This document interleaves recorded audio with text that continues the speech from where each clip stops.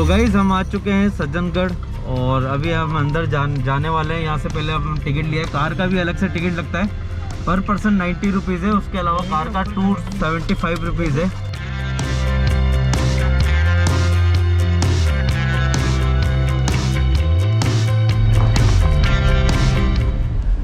Sajjangarh basically इसे monsoon palace के नाम से भी जाना जाता है। इसका निर्माण जो है महाराणा सज्जन सिंह ने करवाया था 1884 के अंदर। दोस्तों, इसका निर्माण करवाने का केवल एक ही मकसद था, बरसात के जो बादल है उनको देखने के लिए इसका निर्माण करवाया था। दोस्तों, ऊपर आते ही आपको ये गार्डन देखने के लिए मिलेगा। यहाँ से सिटी व्यू दिखेगा आपको, और ये है मानसून पैलेस। ये देखिए सिटी व्यू पूरा।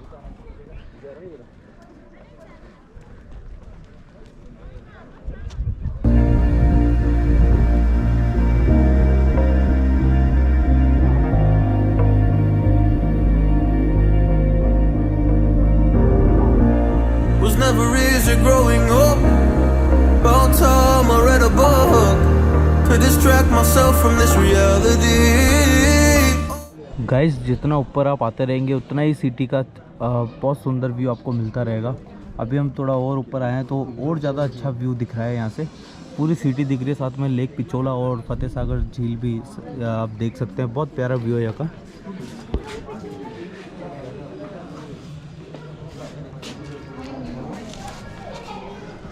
ये मेन दरवाज़ा है।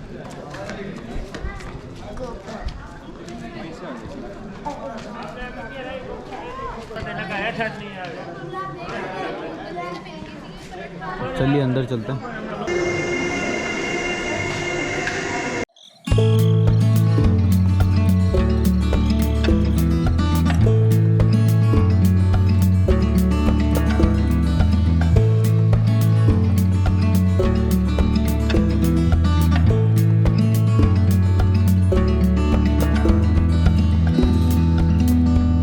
तो गाइस, चारों तरफ अरावली पहाड़ियों से घिरा हुआ सज्जनगढ़।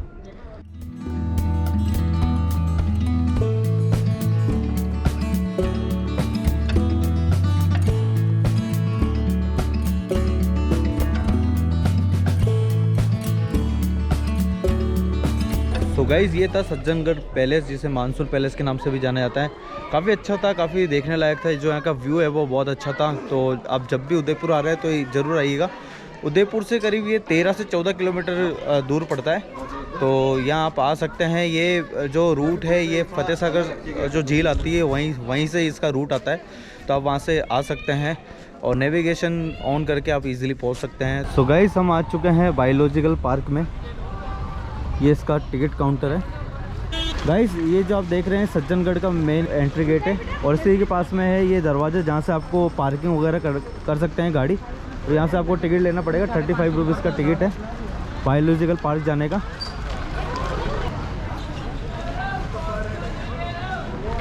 जहाँ से आपने सज्जनगढ़ का जो टिकट लिया था उसी के पास में एक रास्ता जा रहा है अलग से, वहाँ से आप जा सकते हैं बायोलॉजिकल पार्क। ये मेन दरवाज़ा आ गया। सो गाइस, ये बायोलॉजिकल पार्क घूमने के लिए आप ये इलेक्ट्रिक गाड़ी भी कर सकते हैं।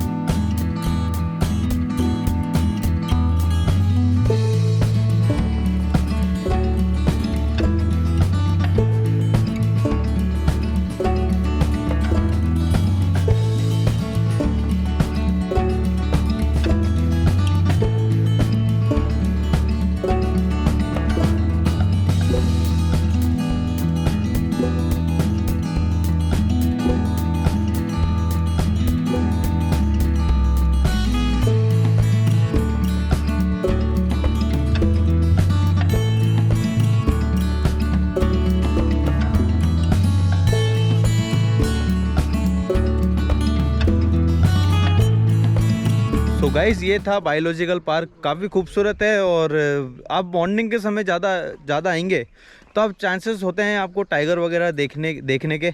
अभी हम थोड़ा इवनिंग टाइम में आए हैं तो हमें इतना दूर से देखना पड़ा, मतलब करीब से हम नहीं देख पाए।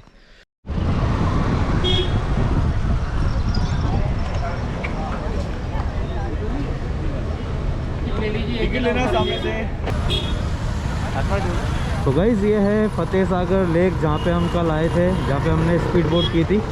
और ये है महाराणा प्रताप स्मारक जहाँ पे हम जाने वाले हैं। कल हम लेट हो गए थे इसलिए हम गए नहीं थे।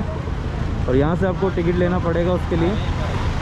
यहाँ पे पर पर्सन के हिसाब से 100 रुपीज़ आपको देने पड़ेंगे। लाइट एंड साउंड का प्रोग्राम भी होता है, साउंड एंड लाइट का, वो अभी बंद है।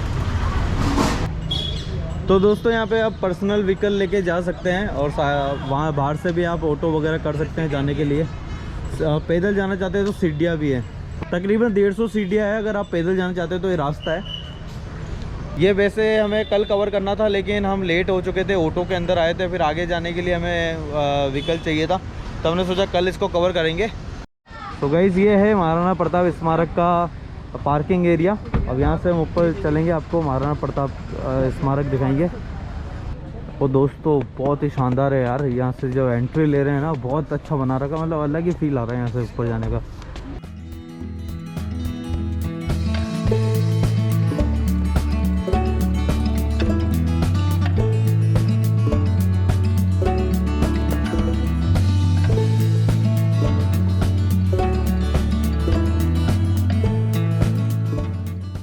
यार काफ़ी अच्छा है सच में यार, अच्छा हुआ सही टाइम पे हम यहाँ पे पहुँच गए, वरना लेट हो जाते तो यहाँ का व्यू नहीं आ पाता अच्छा।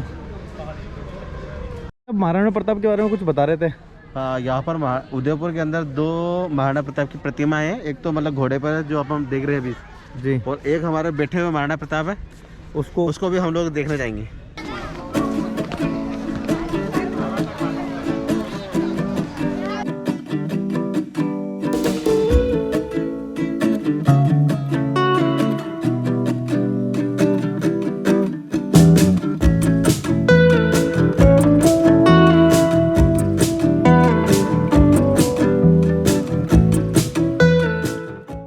गाइस इंडियन फ्लैग तो बहुत शानदार लग रहा है यार, यहाँ पे बहुत प्यारा व्यू है यहाँ का। इवनिंग में तो बहुत अच्छा हो जाएगा, लेकिन हमें और भी जगह जाना है तो ज़्यादा देर हम रुक नहीं सकते यहाँ पर।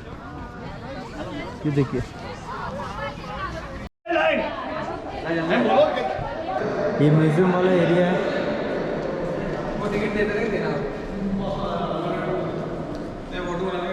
यहाँ पे महाराणा प्रताप के बारे में बताया गया है, महाराणा प्रताप की हिस्ट्री है यहाँ पे देखिए।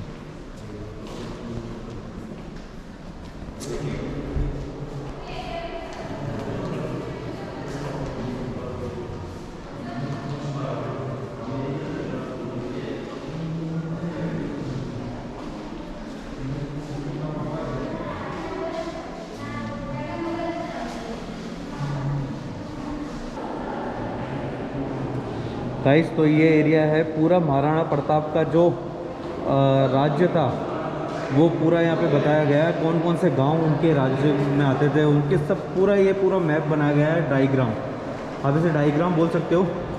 दोस्तों जो हल्दी घाटी का युद्ध हुआ था वो महाराणा प्रताप और मुग़ल बादशाह अकबर के बीच में हुआ था। 18 जून 1576 ईस्वी में लड़ा गया था वो हल्दी घाटी का युद्ध।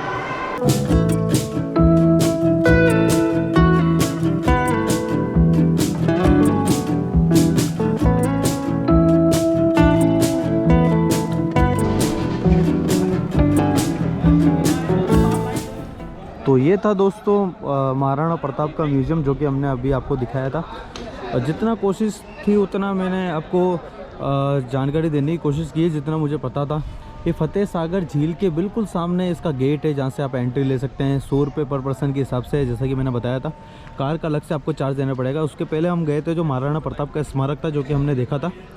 अभी ये म्यूज़ियम है जिसमें महाराणा प्रताप के बारे में बताया गया है। उन्होंने कब कब कौन कौन सा युद्ध लड़ा था, कितने मेवाड़ के कितने राजा थे, वो सारी जानकारी यहाँ पे आपको दी गई है। तो ज़रूर आप आइएगा। It's been a couple years, I feel the same. Guess I'll never really learn this fucking game, but I'm here to play it now. I don't wanna cry again, even if I lose a friend. You say you had good intent when you hurt me. You do it all again, that's all. तो guys आप चाहते हैं aquarium देखना तो ये भी आप देख सकते हैं। इधर अदर एक्टिविटीज़ भी होती है कई सारी, जिसमें वर्चुअल अंडर वाटर एक्सपीरियंस है।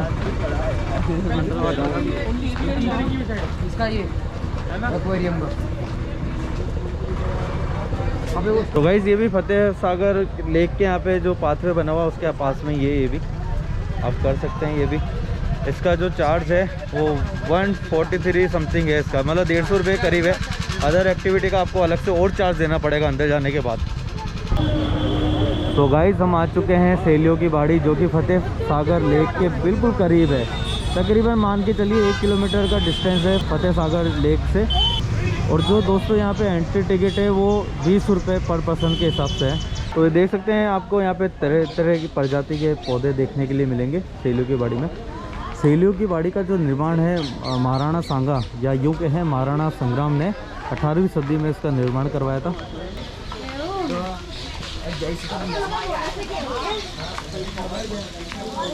इसकी हिस्ट्री के बारे में मैं आपको और बताऊं तो दोस्तों, जब महाराणा संग्राम की जो शादी हुई थी, जब रानी के साथ में उनकी 48 नौकरानी भी साथ में आई थी, उनके लिए महाराणा सांगा ने स्वयं इस उद्यान को बनाया था, इसलिए बहुत फेमस है। इसलिए इसे सेलियों की बाड़ी के नाम से जाना जाता है। I don't wanna cry again, even if I lose a friend. You say you had good intent when you hurt me. You do it all again, that's so loose to me. I don't wanna try anymore. Yeah, I won't show up at your door in the morning. Said that it wasn't planned when you hurt me. You do it all again, that's so loose to me. Oh no.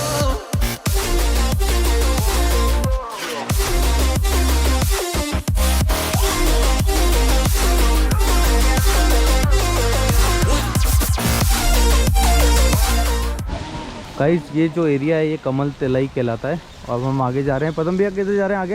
अब हम लोग जा रहे हैं सावन भादो। ये वहाँ पर आज के गाइड हमारे ये है। हाँ, बरसात की अनुभूति होती है वहाँ। अच्छा चलिए, बरसात हो रही है। ये है सावन भादो। तो ये भी आप देखिए, इसके बारे में क्या बता रहे थे पदम भैया आप? बरसात मैसेज होती है कि बरसात हो रही है यहाँ पर। तो मेन तो बेसिकली यहाँ पे ये लगाए गए हैं फाउंटेन। ये देखिए चारों तरफ फाउंटेन है, जैसा ऐसा लगता है जैसे कि बारिश हो रही है, बारिश की अनुभूति होती है यहाँ पे।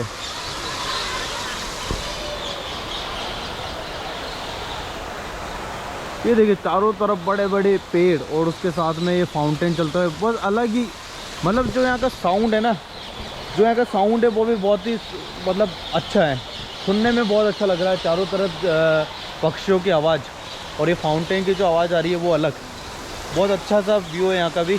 अभी जहाँ हम जो जगह खड़े हैं इसको बोला जाता है सावन भादो। इस यहाँ की खासियत ये है कि सर्दी गर्मी बरसात कोई सा भी मौसम हो, यहाँ पे आपको ऐसा प्रतीत होगा जैसे बारिश का मौसम है। अब अभी जैसे आप अपने दोनों कान बंद करेंगे ना, तो आपको ऐसा महसूस होगा जैसे बारिश गिरती है ना, वैसा आपको महसूस होगा। तो ये खासियत है यहाँ की। तो हम बाहर आ चुके हैं दोस्तों। ये था सेलियों की बाड़ी। उम्मीद करता हूँ आपको पसंद आया होगा ये हमारा ब्लॉग। गाइस ये है भारतीय लोक कला मंडल, जहाँ पे आपको राजस्थानी कठपुतली का डांस दिखाया जाता है। जो राजस्थानी ट्रेडिशनल डांस वगैरह है वो सब कुछ आपको यहाँ पे दिखाया जाता है। हम पहले ये चीज़ कवर कर चुके हैं, तो इस वाले भाग में हम ये चीज़ कवर नहीं करेंगे, आपको बस हम नॉर्मली बता रहे हैं। यहाँ पे देखिए ये इसकी जो स्थापना हुई थी लोक कला मंडल की 1952 के अंदर हुई थी। लोक कला संग्रहालय है अंदर। 120 रुपये यहाँ का टिकट है। जो भी आना चाहता है वो आ सकते हैं यहाँ पे। ये सेलियों की बाड़ी से तकरीबन 2 किलोमीटर की दूरी पर है।